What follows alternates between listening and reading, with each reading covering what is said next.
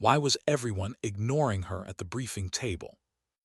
The fluorescent lights of Naval Station Norfolk's command building hummed quietly above, washing the room in a pale, sterile glow.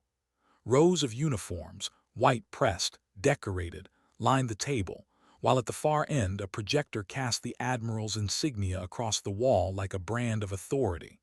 In that sea of military precision, one figure didn't fit. A woman in a simple navy polo and khaki pants, her ID badge clipped neatly to her belt, hands folded on the table before her as if afraid to disturb the symmetry around her. Her name tag read Reed, but no one said it aloud. When she spoke, her voice was low, steady, deliberate. "Admiral, the route for the motorcade passes a section with a restricted sightline near Hangar 4. If you position the surveillance tower 3 degrees west, you'll cover the entire corridor." Her tone wasn't defiant. It was clinical, professional. But in a room of rank and ego, even calm logic could sound like insubordination. Rear Admiral Thompson's gaze cut toward her, cold and clipped. "Is this true?" he asked his security chief, bypassing her entirely. The chief hesitated. "Technically, sir, yes. The risk is minimal." Thompson's lips curved into a humorless smile.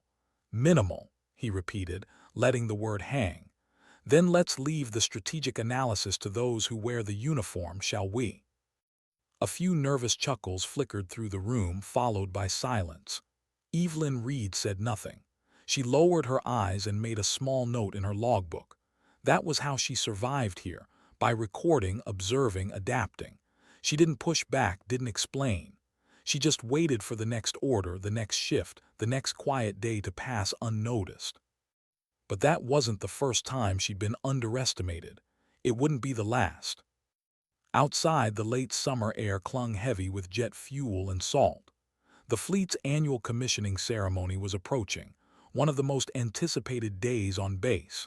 Flags were raised, speeches rehearsed, the brass polished to mirror perfection. And yet, beneath that polished surface, tension pulsed like static before a storm. Rear Admiral Thompson, a man born and raised on military ceremony, demanded control over every detail. He believed respect was displayed, not earned. That rank alone carried moral authority. Evelyn Reed's quiet efficiency unsettled him.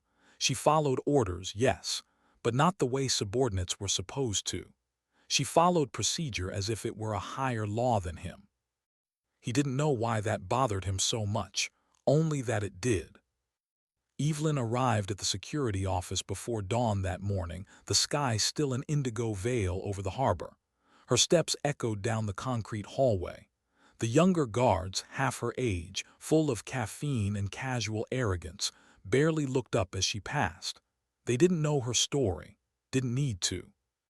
To them she was Evie, the quiet, middle-aged civilian who checked badges and followed the rules. She never joined the chatter about deployments or gossip about promotions. She read a paperback novel on her breaks, pages worn to softness, its cover long gone. A sandwich, an apple, and the same silver bracelet always looped around her wrist, simple, tarnished, and old. Her locker was immaculate. Socks folded, radio charged, logbooks stacked in perfect rows. Old habits die hard, she used to tell herself. But some habits weren't just habits, they were ghosts of a life she no longer lived. She checked her reflection in the small square mirror inside her locker. Her hazel eyes looked tired but alert. Her hair, pinned tight into a bun, revealed faint lines at her temples, the kind that form not from age, but from years of squinting into sun and horizon. The limp in her step was barely visible anymore, but the ache beneath it never left. She adjusted her stance, rolling her weight off the bad leg, and exhaled. "Morning, Reed," said one of the younger guards, trying to sound casual. "You're early again." She offered a faint smile. "Someone got to check the scanners before the crowd shows up." He grinned, shaking his head.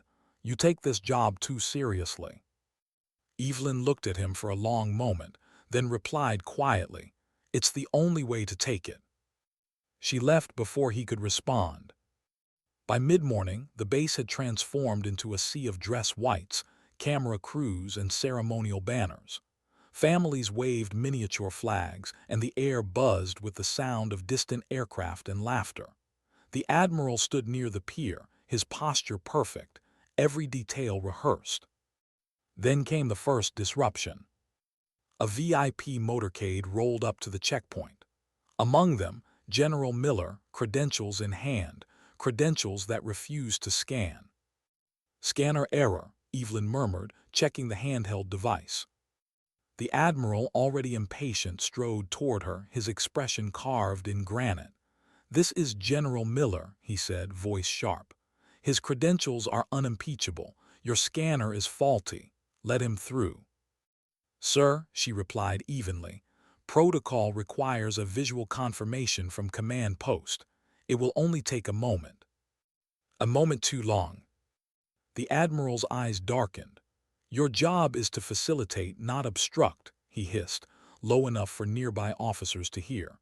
"Now, step aside before I have you removed from this base permanently." Evelyn didn't move. She wasn't defying him, she was waiting for procedure, for the confirmation that, seconds later, crackled through her earpiece.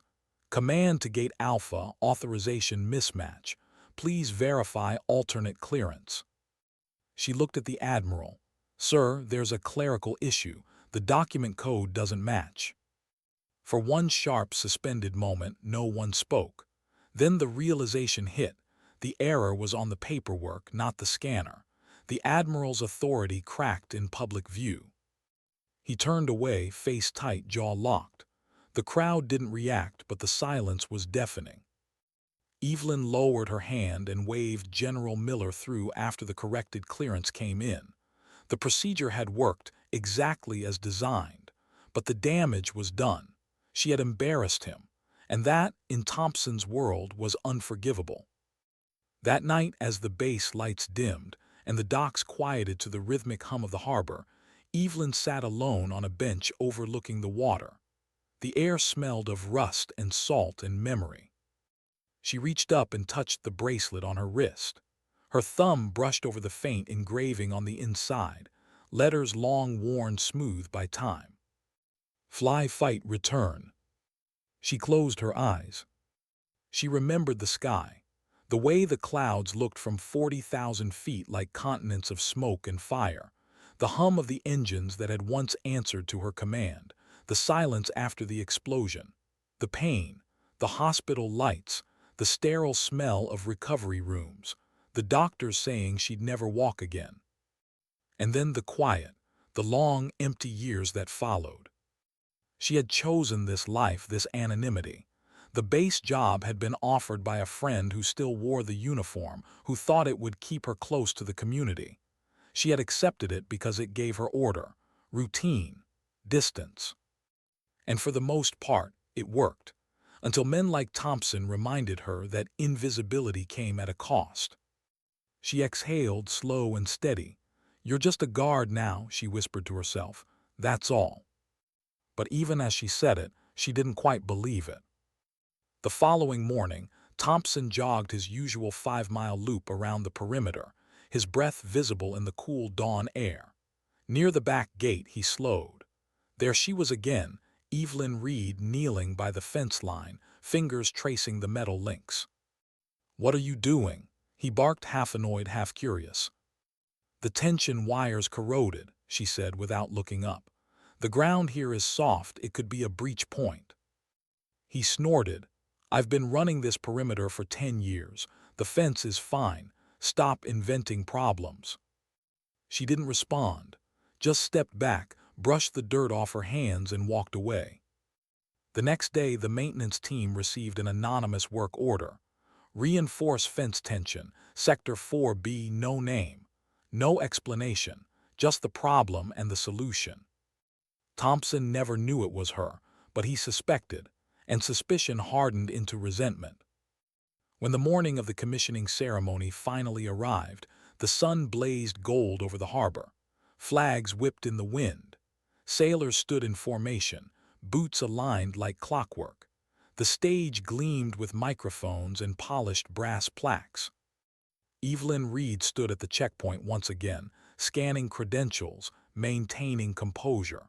To anyone watching, she was just another face among hundreds. But inside, something felt different. The Admiral's eyes followed her more than once, his jaw set tighter each time. She noticed, of course she noticed. Still, she kept working, scanning badges, clearing lines, guiding guests. The discipline was second nature, procedure was a refuge, but even she could feel the tension gathering like a thunderhead. And then it broke. A late-arriving group approached the checkpoint, a team of Navy SEALs, freshly returned from deployment, their tanned faces and quiet demeanor cutting through the pomp like a knife. They were there for recognition, to receive a unit citation. The Admiral spotted them, and an idea flickered behind his eyes. He strode toward Evelyn, his pace deliberate. The crowd parted around him. "I thought I made myself clear," he began, voice low, dangerous. "Your job is to be seen, not heard. You're a civilian. You don't have the authority to direct anyone on my pier." The words hit like gunfire, public, humiliating, final. The chatter died instantly. The crowd turned. Evelyn met his eyes, calm. "My apologies, Admiral. I was ensuring a clear path for the honor guard." "I give the orders here," he snapped. "Report to your supervisor. You're relieved of duty." There was no shouting, no defense. She simply nodded once, understood, and turned to leave. The wind off the harbor caught her sleeve, pulling it just high enough to reveal the scar, the jagged lattice across her forearm, pale and rough. A few who saw it froze. A Marine gunnery sergeant's eyes narrowed. That wasn't a civilian injury. Evelyn lowered her sleeve, her face serene. But inside, a familiar heaviness stirred. Not anger, not even humiliation, just a deep, quiet ache. She had endured worse, far worse. As she walked away from the pier, her limp faintly visible under the weight of the moment, none of them, not even the Admiral, had any idea what kind of storm was about to come, and what it would reveal about the woman they had just dismissed. What made her stop walking that morning wasn't the noise of the crowd, or the voice of the Admiral echoing in her mind. It was the sound of the sea. The low hum of engines, the faint metallic groan of the pier, the whisper of the wind curling through the rigging. For a woman who'd once lived by instinct, by vibration, by airspeed, by the feel of turbulence through metal, those sounds meant more than words ever could. She paused at the edge of the crowd, head bowed, as the ceremony's opening anthem began to play over the loudspeakers. The voices of the choir rose into the open air, rich and full, bouncing off the hulls of the ships moored nearby. Applause rippled through the rows of officers and family members, but Evelyn didn't turn back. She'd been humiliated in front of hundreds. She'd been reminded again of her place, or rather, the one the world believed she belonged to. Yet even now, even stripped of dignity, her body refused to act defeated. Her spine stayed straight, her breathing slow, steady. The training never left. The old saying had been drilled into her long ago. Composure under fire isn't bravery, it's discipline. But discipline was the only thing she had left. She kept walking, her boots tapping quietly against the wooden pier. 1-2, 1-2, a rhythm she'd learned in flight, measured, intentional. Her thoughts tried to scatter, to return to the years she had spent in silence. The hospital rooms, the endless therapy, the moment she'd realized the Air Force had quietly retired her name. Wraith, they used to call her. A ghost pilot. A myth in motion. Now just a woman with a badge scanner and a limp. She adjusted the strap of her radio and kept walking. The Admiral, meanwhile, remained near the stage, mask of control firmly in place, but his hands were shaking. He just made an example of her, a point of dominance he told himself was necessary. The young officers were watching. Authority had to be maintained. Yet something in the crowd's silence made him uneasy. They hadn't applauded, they hadn't smirked. They had just watched. He straightened his uniform, trying to swallow the unease crawling up his throat. "Proceed," he told his aide, and turned toward the podium. He didn't notice the eyes that followed Evelyn as she disappeared into the edge of the pier. Among them was a man in a navy blue dress uniform with the subdued insignia of a SEAL lieutenant commander.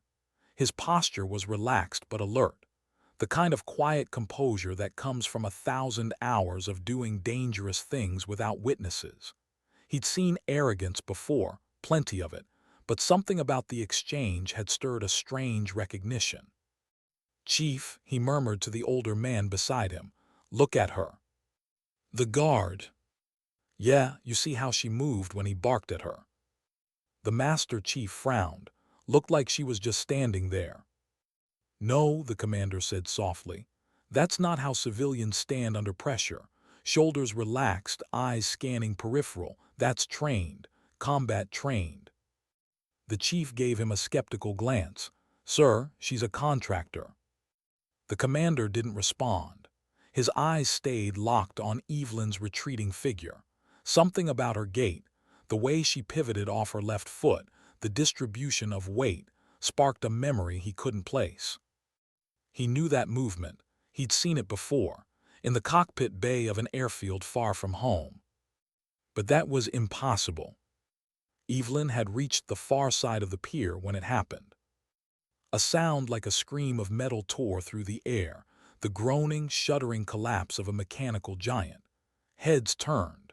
Someone shouted. The high lighting rig near the stage tilted, one of its hydraulic arms giving way with a sickening crack. The crowd froze. The admiral looked up, blinking in disbelief as the massive structure began to topple. It was falling toward the bleachers, toward the families, toward the children waving their flags just moments ago. Time fractured. Seconds became stretched, heavy things. In that suspended silence, instinct took over, not the careful, procedural instinct of a security guard, but the feral precision of a soldier, a pilot, a commander who had once made life-and-death calls at Mach 2.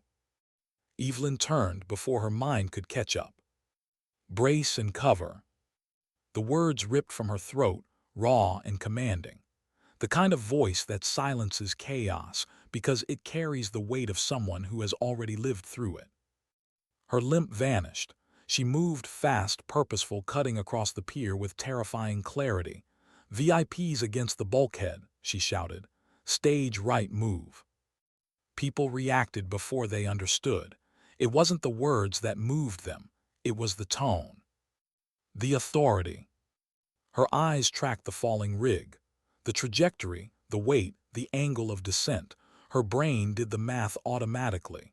Years of flight dynamics compressed into a heartbeat. 2 meters short of the stage, she muttered to herself, scanning the path.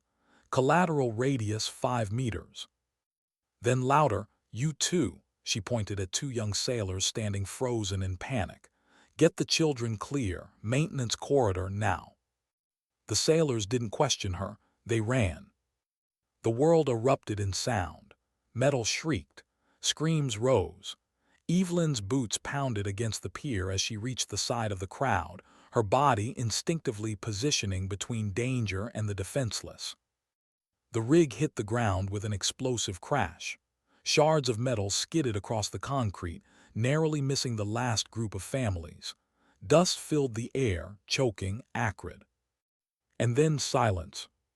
The kind of silence that follows an explosion when the mind hasn't yet accepted survival. Evelyn's heart hammered against her ribs. She scanned the damage, eyes darting, checking for movement. "Is anyone hurt?" she called out. No answer at first. Then voices, coughing, crying, but no screams of pain, no silence of death. She exhaled slow, relief measured and invisible. Across the pier, the SEAL team stood still, watching. "Holy hell," whispered the Master Chief. The lieutenant commander said nothing. He didn't need to. Every movement Evelyn made confirmed what he already suspected. That voice, that calm under fire, that precision. He'd seen it before, Once, years ago, in a debriefing after a joint operation overseas, they had lost radar contact with a pilot during a deep strike. Enemy jamming had been brutal. Everyone assumed she'd gone down. Until she reappeared on comms, calm, unflinching, coordinating extraction for two crippled jets while guiding them through a hostile corridor. Codename Wraith. The commander's pulse quickened. He whispered the name under his breath like a secret. Wraith. The chief turned. "What you say, sir?" But the commander wasn't listening anymore. He was watching Evelyn move through the dust and chaos, her posture steady, her eyes alive with purpose. She wasn't a guard. She wasn't even pretending anymore. She was leading. The admiral, however, stood frozen. His mind refused to reconcile what he'd just seen. The woman he'd humiliated, the one he'd accused of overstepping, had just taken control of a full-blown crisis faster than any of his officers could react. He wanted to speak, but the words caught somewhere between disbelief and shame. She didn't even look at him. She was kneeling beside a small boy who had fallen in the scramble, her voice gentle now. "Hey, you okay, buddy?" The boy nodded through tears. Evelyn smiled softly, checking his scraped hand. "You're brave," she said quietly. "That's all that matters." Something about that tone, the sudden shift from command to compassion, hit harder than the chaos itself. The same voice that had roared over the pier now carried warmth, steadiness. When she stood, her sleeve slipped again, revealing the scar in full daylight. Not a clean surgical line, jagged, chaotic, the aftermath of shrapnel and fire. The SEAL commander's breath caught. That was the proof. He began walking toward her. People were beginning to recover now, nurses rushing in, MPs securing the area, officers reasserting order. But all eyes followed the man in blue as he moved through the stunned crowd. His team followed, forming a silent wall behind him. Evelyn noticed him too, not because of his rank, but because of his stance. Shoulders square, head slightly lowered in acknowledgement, the way soldiers recognize each other long before words. He stopped a few feet away, eyes scanning her face. For a long moment, neither spoke. Then he said quietly, "Permission to speak freely, ma'am." She froze. That word, ma'am. It didn't belong here, not on a dock where she was just a contractor. Not anymore. Her throat tightened. "You've got the wrong person, Commander." He shook his head slowly. "No, ma'am, I don't think I do." Behind him, the Master Chief's gaze darted between them, realization dawning. "Sir, who is she?" he asked quietly. The commander's eyes never left Evelyn. "Admiral," he called over his shoulder, voice clear and calm. Thompson turned, his face pale, jaw clenched. "With respect, sir," the commander continued, "you are addressing Major Evelyn Reed, United States Air Force, retired." A ripple spread through the crowd, shock, confusion, disbelief. Evelyn felt the air go thin around her. He wasn't done. "Call sign," he said, his tone softening, reverent. "Wraith." The name hit like a detonation. The silence that followed was alive. Everyone who had ever served in air combat knew that name. The first female Raptor pilot to log confirmed combat hours over classified airspace. The one who disappeared after a catastrophic ejection that should have killed her. Rumors had spread for years that she'd died, that she'd vanished, that she'd gone ghost. Now the ghost stood in front of them. The SEAL commander's hand snapped up in a salute, sharp, precise, filled with quiet reverence. His team followed instantly, a wall of hardened operators paying tribute not to rank, but to legacy. Around them, sailors and Marines began to realize who she was. The salute spread like a tide, from one uniform to the next, until the entire pier was standing in solemn respect. And in the center of it all, Evelyn Reed stood motionless. She hadn't wanted this. The recognition, the whispers, the eyes, it was the very thing she'd run from for years. the weight of it pressed down like gravity. She gave the commander a single nod, a silent acknowledgement between equals. The admiral's hand rose last, trembling, stiff, but deliberate. His salute lingered longer than protocol required. In that moment, Evelyn didn't feel victorious. She didn't even feel vindicated. She felt exposed. Like the mask she'd spent years perfecting had been torn away, and the world could finally see the woman beneath, the broken pilot who had once fallen from the sky and never quite landed. The applause never came, only silence, the kind that carried meaning heavier than any speech.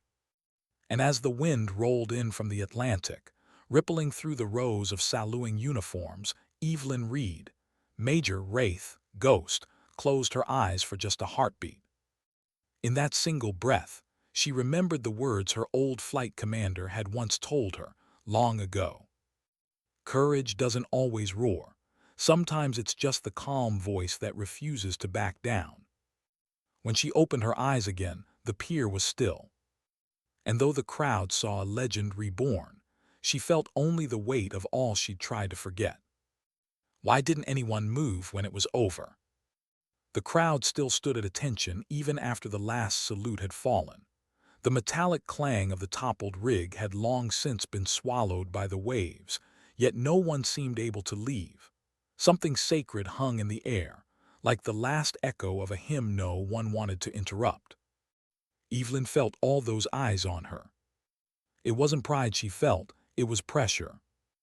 Recognition was heavier than any uniform she'd ever worn. She drew a slow breath, scanning the faces. Sailors, Marines, pilots, people she'd never met saluting a ghost they thought had died years ago. She wanted to tell them to stop, that she wasn't that woman anymore, that the legend they remembered had burned up somewhere over a foreign desert, leaving behind only this skin, scar, and silence. But she didn't speak. She just nodded once and turned away. The SEAL commander lowered his salute last. His jaw tightened, not out of formality but out of reverence. He'd seen enough to understand that the moment didn't need applause. It needed respect. Rear Admiral Thompson was the first to break the stillness. His hat felt suddenly too tight, his throat dry. Every instinct told him to restore order, to speak command, do something. But his words had deserted him.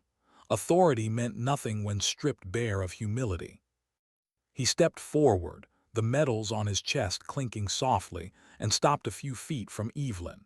For the first time since the morning began, there was no edge in his voice. Major Reed. The title stumbled out of him, fragile and uncertain. I don't know what to say. She turned toward him slowly. Her expression held no triumph, no bitterness, only calm. There's nothing to say, Admiral, she answered quietly. We both had a job to do. Mine was just smaller than yours. He swallowed hard. No, I was wrong about you, about what honor looks like. Evelyn tilted her head slightly, almost curious. Honor doesn't look like anything, sir. It acts, that's all. Her words landed gently, but they cut deeper than reprimand ever could. For a long moment, Thompson just nodded. Then he extended his hand. She hesitated long enough for the silence to say everything, and finally accepted it. A brief shake, a truce between pride and conscience. The ceremony dissolved after that. The official speeches postponed, the reporters silenced by the gravity of what they'd witnessed. Crews secured the damaged rig, medics checked the crowd. The story was already spreading through the ranks like wildfire. The female guard, the one the Admiral shouted at, she used to be a major. By sunset, every corridor on base hummed with the same question: why was she here? That evening, the SEAL commander found her sitting alone on a weather-beaten bench overlooking the harbor. The sun had melted into the horizon, painting the sky a bruised violet. She had removed her radio and folded her uniform shirt neatly beside her. In her hands rested a small thermos of coffee gone cold. He stopped a few steps away. You mind company? She didn't look up. Free pier. He smiled faintly and sat anyway. For a while, neither spoke. The only sounds were the lap of the tide and the distant echo of engines. "You really didn't want them to know, did you?" he said at last. Evelyn took a slow sip, eyes fixed on the water. "I spent a long time trying to disappear. Guess I didn't do it right." He nodded. "Hard to stay invisible when you start giving orders like that." A soft exhale escaped her, a laugh that wasn't quite a laugh. "Old habits. You saved lives today." "Maybe." She rolled the silver bracelet on her wrist. "Or maybe I just reacted." He turned toward her. "That's what training is, reaction born from chaos." She didn't respond. Her gaze was far away now, lost somewhere beyond the waterline, where sky met sea and memory blurred. "Wraith," he said quietly, testing the word. Her shoulders stiffened. "That name's not mine anymore." He considered that, then nodded. "Understood, ma'am." "Don't," she said softly. "Don't call me that either." He smiled, not offended. "What should I call you then?" After a pause, she said, "Just Evelyn." "Evelyn," he repeated, as if anchoring it in memory. "You know, there are still people who tell stories about you.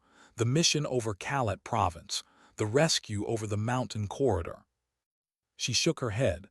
"Stories grow in the retelling. Half of it probably isn't true." He studied her profile, the quiet strength in it, the fatigue beneath. "The half that is true's enough." She turned to him then, eyes sharp. "You think being remembered is an honor. It is. It's a weight you can't set down." He didn't argue. He'd carried his own ghosts too.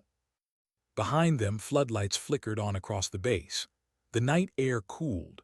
From somewhere far off, a trumpet played taps, low, mournful, final. Evelyn listened in silence.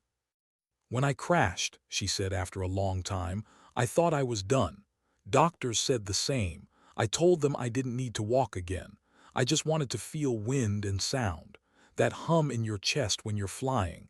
They didn't understand." Her voice trembled only once. "When they grounded me, I lost more than the sky. I lost the reason I knew who I was." The commander's reply was gentle. "And you found a new reason." She smiled faintly, eyes glistening in the dim light. "Standing watch, keeping people safe. It's smaller, but it's enough." He nodded. "You ever miss it?" "The sky, every day. But missing something doesn't mean you belong to it anymore." Her words lingered between them like fog. Finally he rose, adjusting his uniform. "If you ever want to talk off record, you know where the SEAL detachment is." She gave him a small nod. "Appreciate it, Commander." He hesitated. "One more thing." "Yes." He looked down at her bracelet, the tarnished silver glinting faintly. "What's the engraving say?" Evelyn turned the metal slightly in the light. "Fly, fight, return." He studied her for a moment longer, then gave a quiet nod. "Seems you've done all three." She didn't answer, but when he walked away, she watched until the shadows swallowed him. Hours later, the base slept. The pier was empty except for the soft roll of waves and the distant hum of generators. Evelyn remained on the bench, the thermos now empty, the air heavy with salt and thought.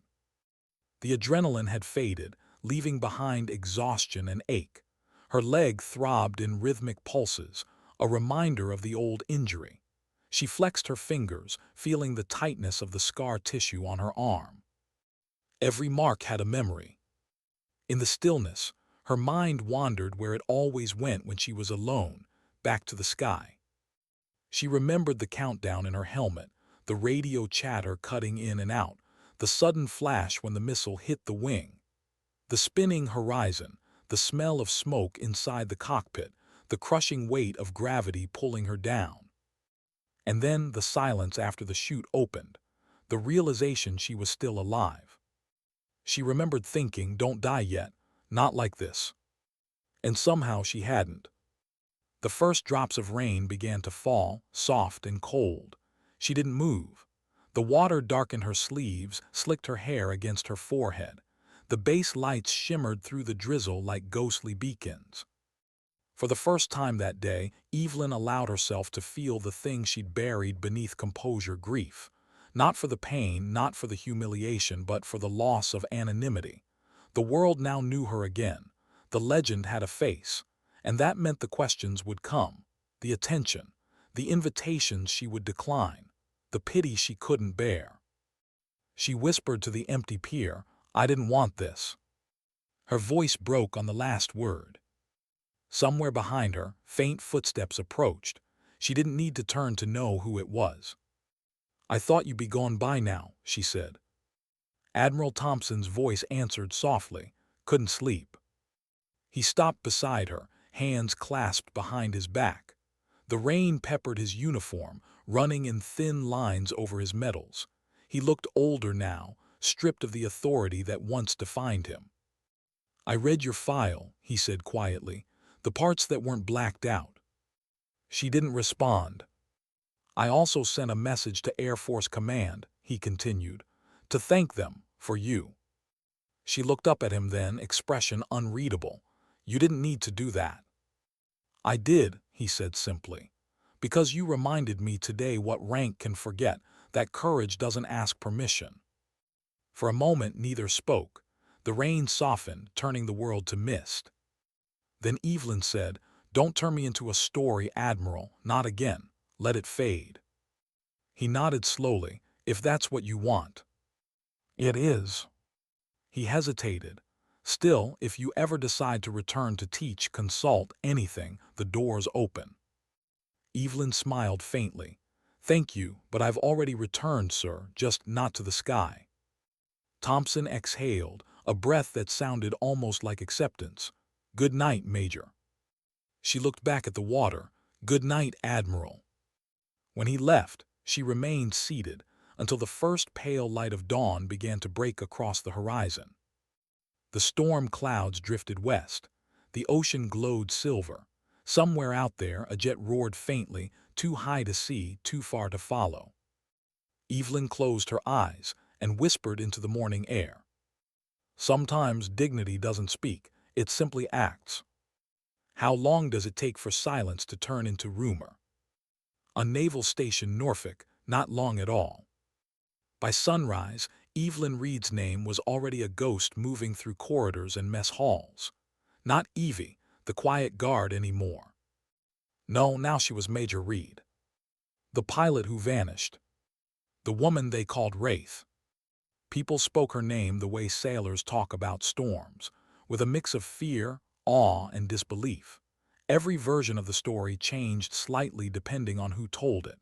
Some said she had single-handedly taken control of the emergency. Others said she'd predicted the collapse seconds before it happened.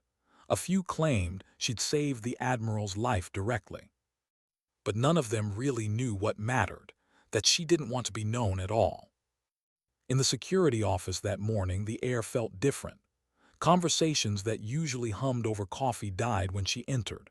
Her colleagues, young guards who once laughed too loud, now straightened as she passed. Even their jokes sounded careful, like stepping on glass. She walked to her locker in silence. Inside, her things were exactly where she'd left them: radio, notebook, lunchbox, the small mirror, and the silver bracelet, gleaming faintly in the early light. She reached for it slowly, turning the metal between her fingers, tracing the engraving. "Fly, fight, return." The words used to mean flight orders, combat readiness, survival. Now they meant something else, something quieter. To fly above pain. To fight without hatred. To return to who she was before everything went dark. She slipped the bracelet onto her wrist and closed the locker. Outside, the base was running as usual, at least pretending to. Sailors in formation, engines roaring from the tarmac, helicopters lifting off in the distance. But underneath that rhythm, a new current flowed: curiosity. Everywhere she went, eyes followed her. Subtle, polite, but constant. Some looked at her with reverence, others with discomfort, one or two with envy. Evelyn hated it. At the main gate, one of the younger guards tried to break the tension. "Morning, Major," he said, half joking. She froze, turned slowly, her voice calm but sharp enough to slice through the air. "Don't call me that." He blinked, caught off guard. "Sorry, I didn't mean." "I'm not a major anymore," she said. "Just Reed, that's all." He nodded awkwardly and looked away. Evelyn took her post and watched the road stretch out before her. Cars passed, trucks rumbled. The world kept moving, indifferent to the things that broke inside it. At noon, her supervisor, a Navy master-at-arms named Holbrook, approached her with an envelope. "Delivery for you," he said. "Came from Joint Base Andrews." Her eyes flicked to the corner stamp, U.S. Air Force Command. She didn't open it right away. She just stared at it, thumb brushing the crease, her pulse steady but heavy. Holbrook hesitated. "You okay?" Evelyn forced a small nod. Just didn't expect mail from ghosts. He didn't understand, but he didn't press. "You've got a visitor too," said. "He's cleared through the Admiral." "Who?" Holbrook checked his clipboard. "Colonel Mark Taylor, Air Force Liaison." The name hit like static in her chest. Taylor, her former operations lead years ago. The man who had signed her final medical discharge. "Where?" she asked quietly. "Pier 2, he's waiting for you." The walk to the pier felt longer than usual. The sea breeze carried the scent of fuel and rust, mingled with the faint sweetness of distant blossoms that grew along the fence line. It was a strange mix, beauty and machinery, life and aftermath. When she reached the end of the pier, she saw him. Colonel Mark Taylor stood with his back to her, cap tucked under his arm, staring out at the horizon. His hair had gone gray at the temples, but his posture was still iron straight. "Major Reed," he said without turning. "Evelyn," she corrected gently. He faced her, and for a second his hardened expression softened. "You look alive." "I am," she said simply. "I wasn't sure," he admitted. "When you disappeared after the crash, we didn't know if you'd ever—" "I didn't disappear," she interrupted. "I stopped being useful. That's not the same thing." He sighed. "You were more than useful. You were a problem," she finished for him. "A reminder that perfection breaks." Silence settled between them, filled only by the low slap of waves against the hull of a ship. Finally, Taylor said, "The Air Force wants to recognize you officially. A commendation. Your actions here saved lives." The Admiral submitted the report himself. Evelyn's eyes didn't leave the water. "Tell them no." "You don't have to accept in person. They could." "No," she repeated, firmer this time. "I don't want the ceremony or the article or the headlines." Taylor frowned. "You deserve to be remembered." She looked at him then, and there was no anger in her eyes, just quiet fatigue. "You remember me. That's enough." He nodded, understanding what she didn't say out loud, that remembering meant reliving, and some stories were better left buried. Before he left, he handed her another envelope, smaller, sealed in gray. "This came through personnel, from someone you once flew with." She took it but didn't open it. "Thank you, Colonel." He gave her a small, respectful salute, not the crisp formality of duty, but the kind of salute shared between equals. Then he walked away, leaving her alone with the wind and the sound of gulls circling above. That night, Evelyn sat in her small apartment overlooking the bay. The place was tidy to the point of sterility: bare walls, one couch, a single photograph of a squadron lined up before an F-22 Raptor, their faces sunlit and unguarded. She wasn't smiling in the picture, but her eyes were. She placed the unopened letter beside it. For a long time she just stared at both, the past and the present, side by side. Her hands trembled slightly as she finally tore the envelope open. Inside was a folded page, and taped to it, a patch. Black stitching, two angled talons forming the symbol she had once worn beneath her flight suit. The note was handwritten, ink faded but precise. "We heard about Norfolk. You haven't disappeared to us. The sky remembers. Falcon Ghost Squadron." Evelyn ran her thumb across the patch. Her chest tightened, not from pride but from something deeper, loss mixed with gratitude. She whispered, "The sky remembers, but I don't." Her voice caught on the last word. The following day, the SEAL commander returned. This time he wasn't in uniform, just a plain jacket, hands in pockets, eyes steady. He found her sitting at a picnic table outside the security office, sipping from a styrofoam cup of coffee gone cold again. "Thought you'd vanish," he said. "Almost did," she replied. "You should know, they're rewriting the incident report. You're officially credited with preventing a mass casualty event." "Good," she said quietly. "That means someone read the manual." He smiled. "You don't make it easy for people to thank you, do you? Gratitude fades, duty does." He studied her for a long moment. "You ever think about coming back?" She didn't need to ask what he meant. No cockpit wants a pilot who's afraid of heights. His brow furrowed. "You're not afraid?" She met his gaze. "Not of flying, of falling again." He nodded slowly, understanding the kind of fear that doesn't shake hands with courage. It lives beside it. Before he left, he said softly, "For what it's worth, you made believers out of a lot of people who'd forgotten what real leadership looks like." She tilted her head slightly. "Leadership isn't loud, Commander, it's steady." He smiled, gave her a small nod, and walked away. That night, Evelyn went for a walk along the perimeter fence, the same section where she'd once found the corroded wire. The repairs had been completed. The steel shone silver under the floodlights, firm and unbroken. She rested her hand on it, feeling the vibration of the wind through metal. The same hum she'd felt in the body of an aircraft once, a heartbeat of machinery and sky. It made her close her eyes. For a moment, she wasn't standing on the ground at all.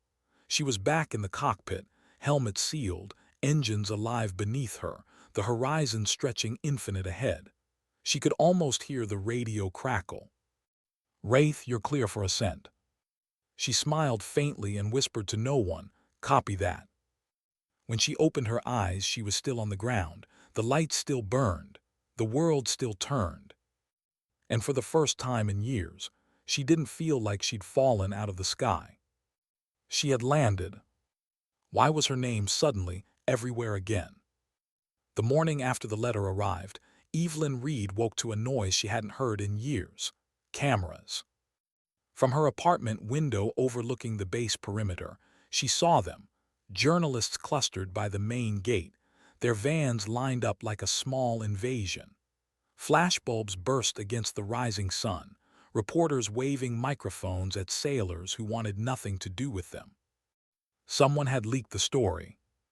Not the official report, that was classified.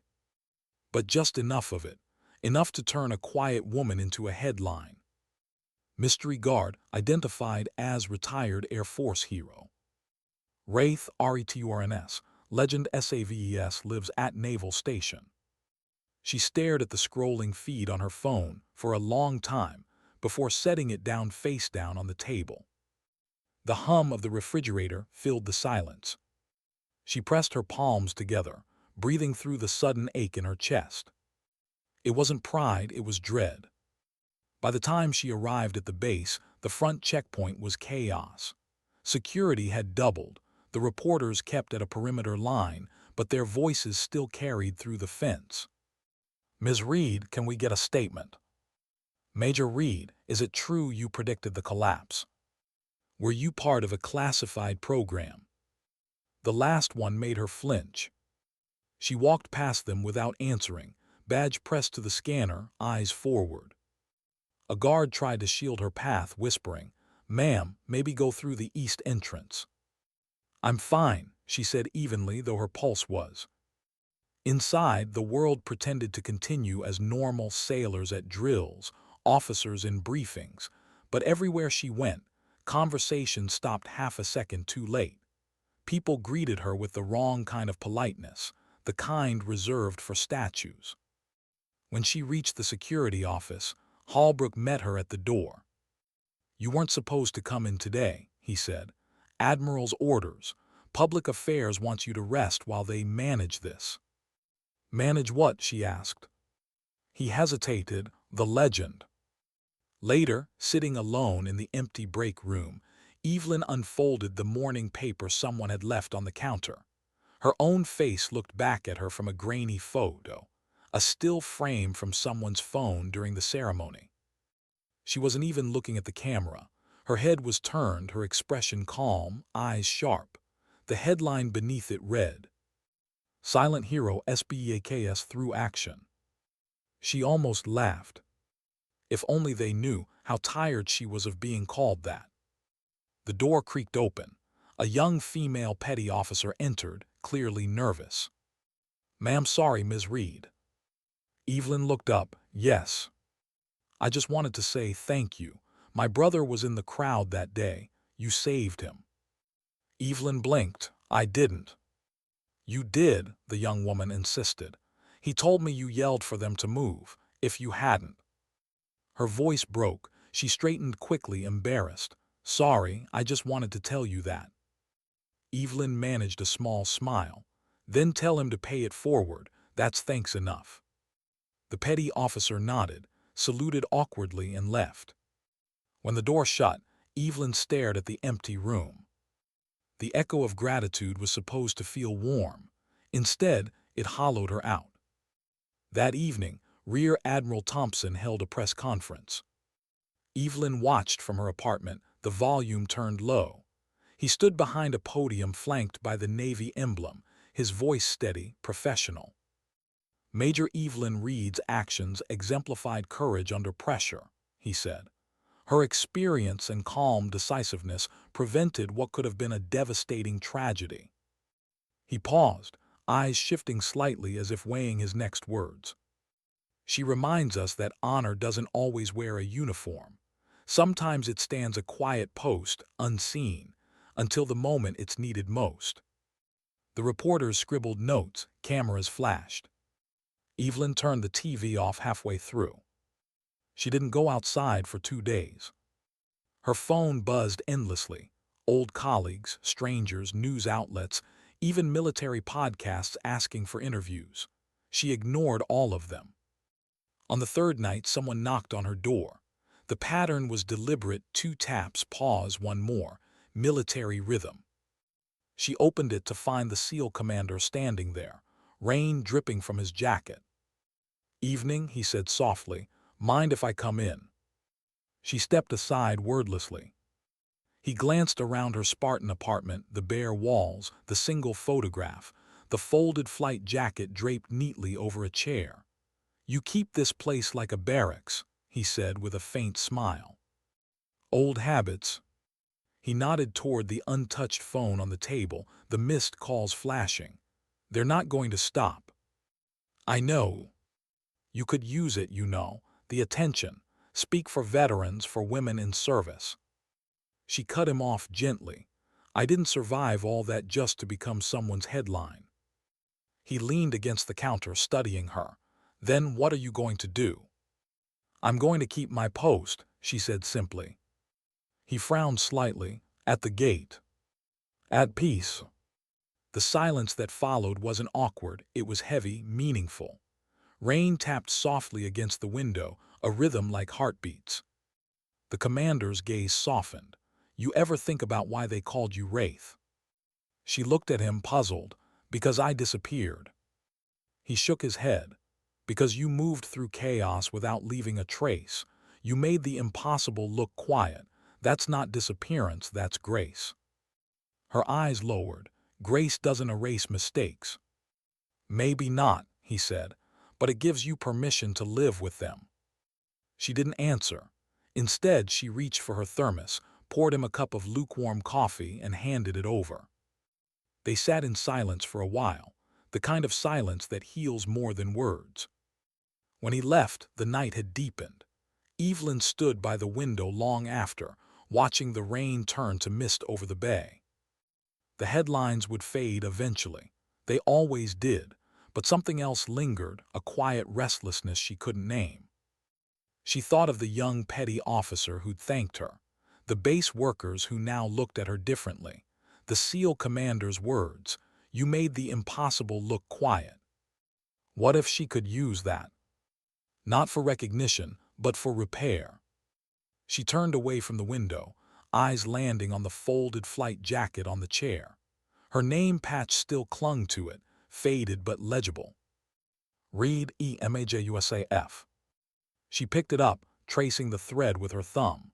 The fabric smelled faintly of jet fuel and rain, ghost stitched into every seam. Then she carefully folded it again, tighter this time, and set it inside her duffel bag. Not to hide it. To carry it. The next morning she returned to duty. The crowd of reporters had thinned, the base resettling into routine. She stood once more at the checkpoint, scanning badges, nodding to each sailor who passed. But there was a difference now, subtle, invisible except to those who looked closely. Her movements were slower, more deliberate, her voice softer but firmer. When a young Marine approached, nervous and out of breath, fumbling with his ID, she steadied him with a glance. "Breathe, you're fine." He did, and for the rest of the day, no one dared cut corners in her presence. Not because of fear, but because her calm demanded it. Discipline, she realized, wasn't just taught, it was mirrored. That evening, as she locked the gate, Admiral Thompson appeared again, this time without entourage or medals. Just a man, hands in pockets, eyes tired but clear. "I wanted you to know," he said quietly. "The Navy's recommending you for the Joint Service Commendation Medal." Evelyn sighed softly. "You already know my answer." "I do," he admitted. "But the paperwork's done anyway. It's not about ceremony, it's about truth on record." She looked at him for a long moment. "Truth doesn't need medals, Admiral." "No," he agreed, "but sometimes the people who come after us do." He left her with that. That night, she drove out to the airfield perimeter where the runways stretched into darkness. Planes roared overhead, lifting into the storm-colored sky. She stood by the chain-link fence, the same place she used to watch from during her rehabilitation years ago. The wind whipped against her face, carrying the scent of jet fuel and rain, the smell of her old life, alive and distant. She whispered, "Fly, fight, return." And for the first time, it didn't sound like a command. It sounded like forgiveness. Why did the call feel heavier than any order she'd ever received? It came early, 600.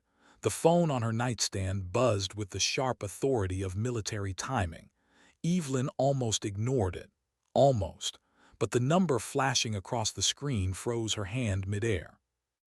Andrew's AFB liaison office. She exhaled through her nose, thumb hovering before finally swiping to answer. "Reed." A pause, then a familiar male voice, calm and precise. "Major Reed, this is Colonel Harlan Whitmore, Training Command. I hope I'm not disturbing you." She sat up slowly. "I'm not a major anymore, sir."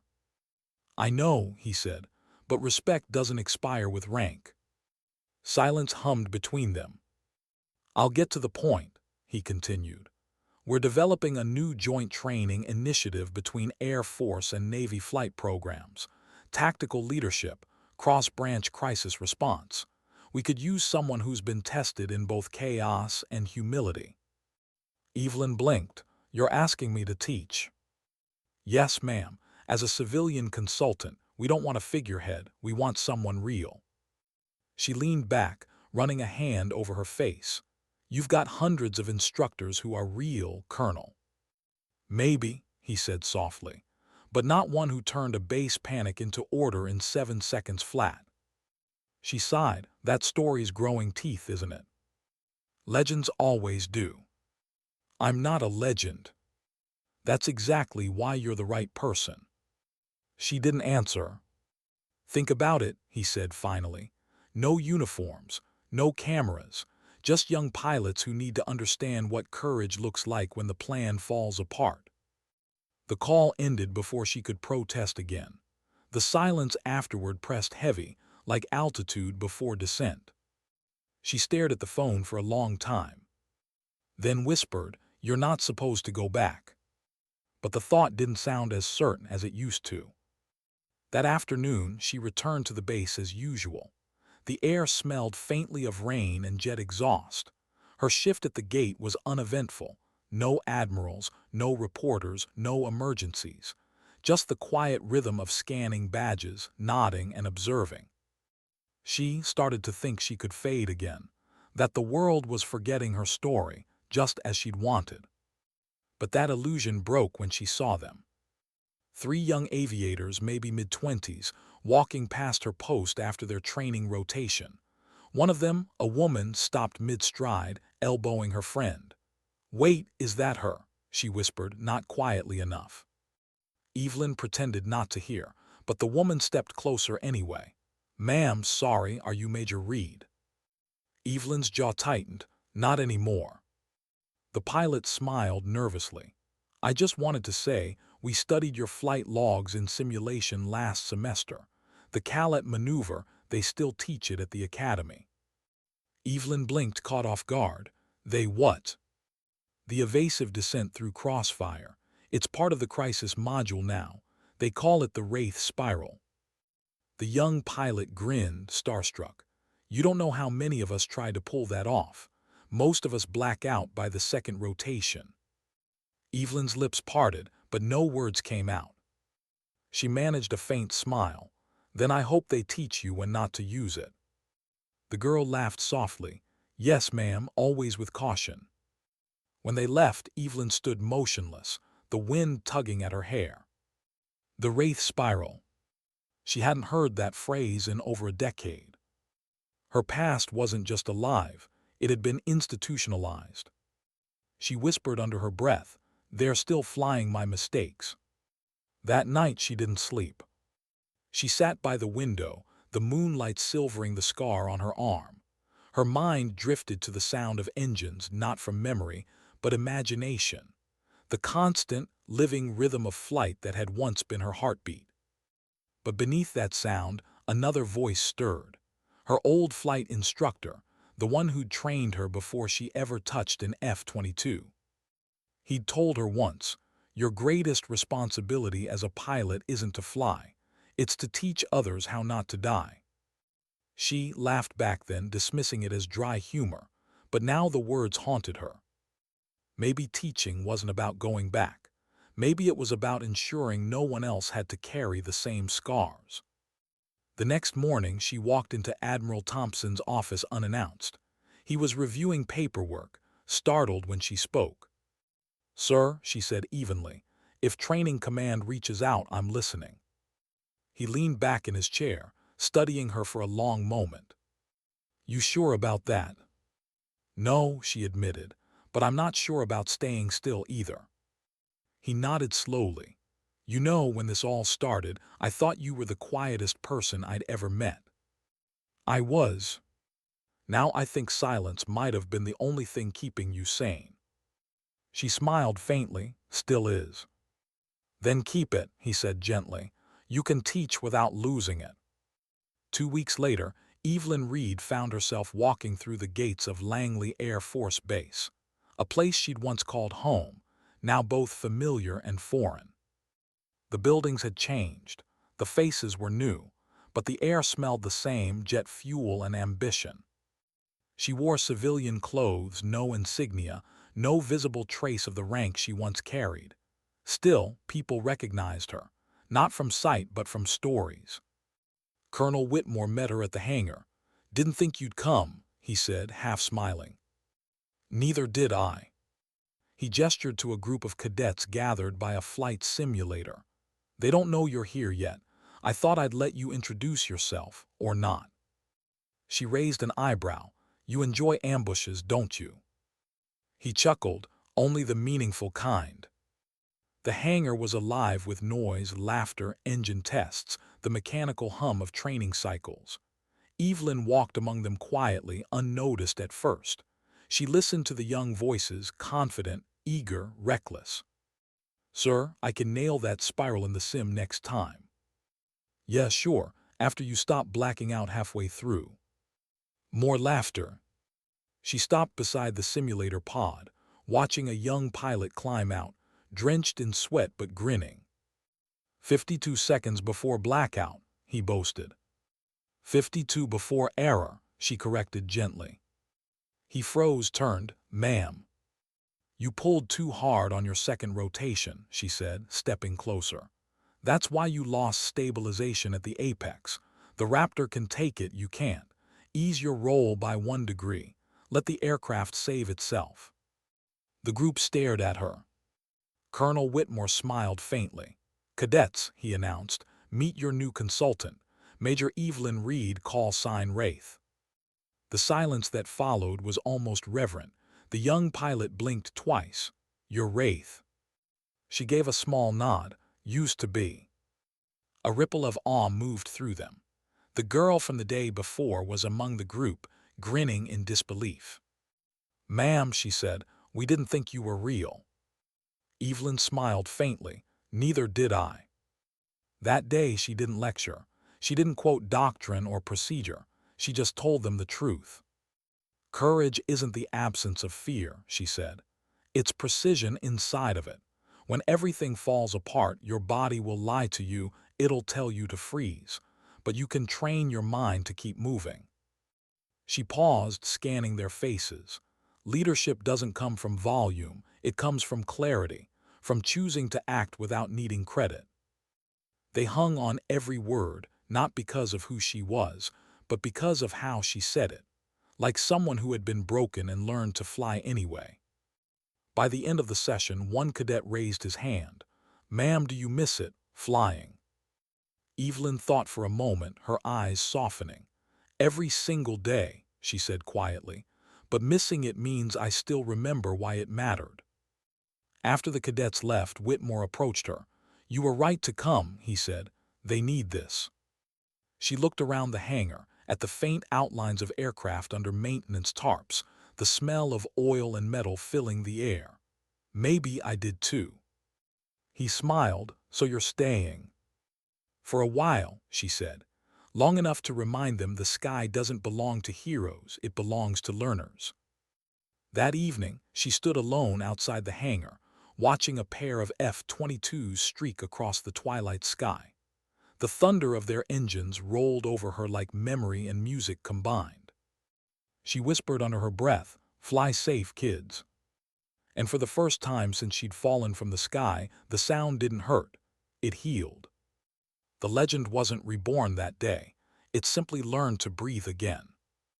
Why did the simulator alarm sound like a heartbeat she remembered too well? It started as a normal day. Langley Air Base was humming with energy, a rare clear morning, the horizon washed in pale gold. Cadets lined up along the hangar's interior, ready for their rotation in the new multi-branch simulator. Evelyn stood near the glass observation platform, clipboard in hand, her presence calm, grounded. From a distance, she looked almost ordinary again, a quiet civilian instructor with her hair pulled back, wearing a plain windbreaker over a faded gray shirt. Only her eyes betrayed something deeper. Every movement she observed, every flicker of uncertainty on a cadet's face, registered instantly. Colonel Whitmore stood beside her. They've taken to you, he said softly. You've changed the whole rhythm of this place.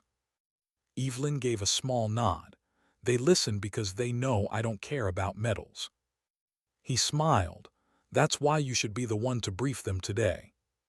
She turned to him, one eyebrow raised. You're serious. You're the calm before every storm, Reed. Let them see that's a skill too. She exhaled. Fine, but I'm not giving them a pep talk. Wouldn't expect you to. 10 minutes later, she stood before the class of 20 cadets, young, ambitious, brimming with the kind of confidence that came from never having lost anything yet. Evelyn crossed her arms. Today's sim isn't about how fast you think, it's about how long you stay calm when you're wrong. A few exchanged confused glances. You'll make mistakes, that's the point, she continued. When the alarms scream and your instruments lie, what you do next decides whether your team lives or vanishes. A hand went up, the same young woman from before, Lieutenant Alvarez. Ma'am, Is this about that mission, the one everyone talks about? Evelyn hesitated, then nodded slowly. Yeah, it is. You survived that crash, right? Alvarez asked softly. Evelyn met her eyes. I didn't survive it, I just didn't die. The room went silent. She didn't elaborate, she didn't need to. The exercise began. Two cadets entered the dual simulator pod, a mock F-22 cockpit linked to a tactical coordination module. Their voices filled the comms room as the rest of the class watched on screen. Altitude indicators glowed red, airspeed warnings flashed. Evelyn adjusted her headset. Flight control, this is Eagle One. We've got false readings on both wings, one cadet said, tension creeping into his voice. Copy that, Evelyn replied, tone neutral. What's your priority? The cadet hesitated. Stabilize the left wing and climb. Negative, Evelyn said. You're overcorrecting, check your trim. I can't, ma'am, the system's frozen. Another voice, Alvarez, from the coordination pod came through urgent. We're losing comms. The simulator's warning lights flared crimson, sirens wailing. The cadets' breathing spiked audibly over the intercom. One cursed. Evelyn's pulse ticked up, but her tone stayed measured. Talk to me, Eagle One. Eyes forward. You're not dying, you're flying. Her words were firm, but her own heartbeat was betraying her, thudding fast, loud, intrusive. The screens, the alarms, the flashing red, all of it pressed on her like a memory come alive. Suddenly the simulation glitched. The left projection screen flickered, then froze mid-frame, a visual of the terrain spinning violently.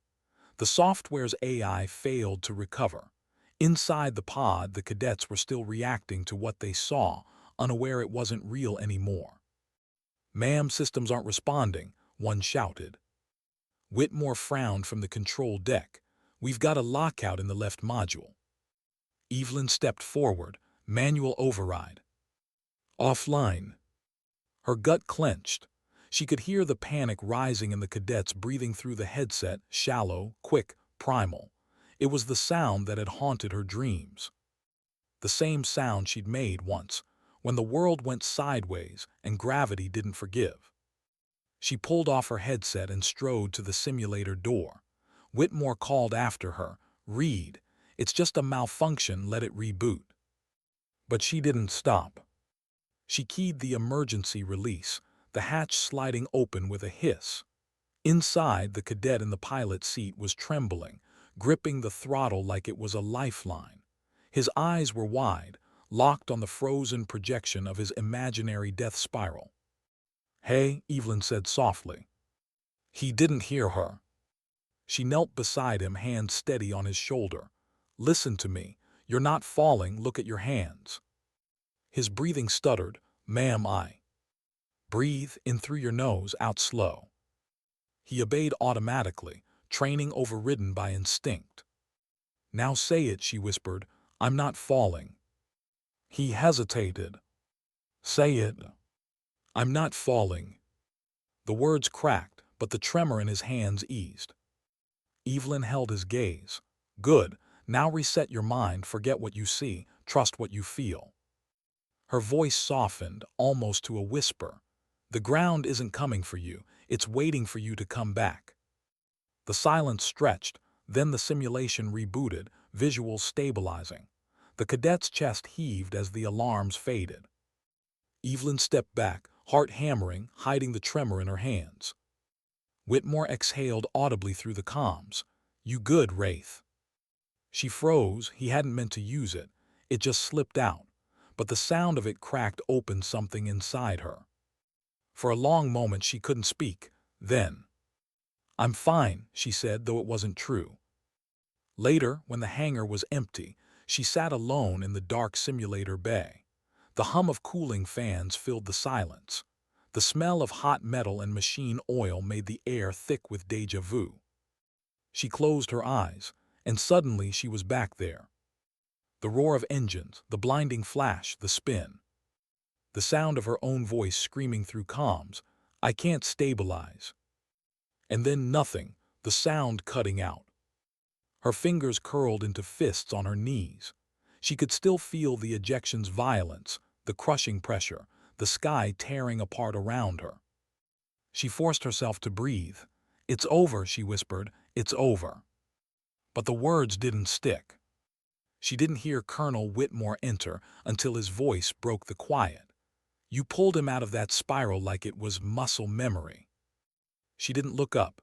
"Maybe that's all I am now, muscle memory and ghosts." He stepped closer, his tone gentle.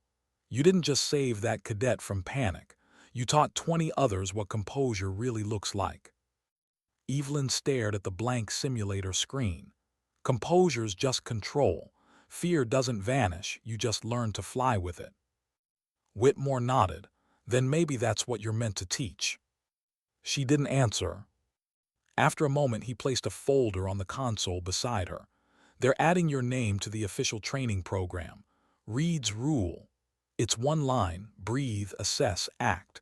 The simplest lesson you ever gave."